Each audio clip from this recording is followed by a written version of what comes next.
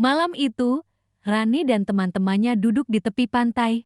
Angin dingin berhembus, ombak berdebur pelan. Tiba-tiba, Rani mendengar suara anak kecil tertawa di tengah laut.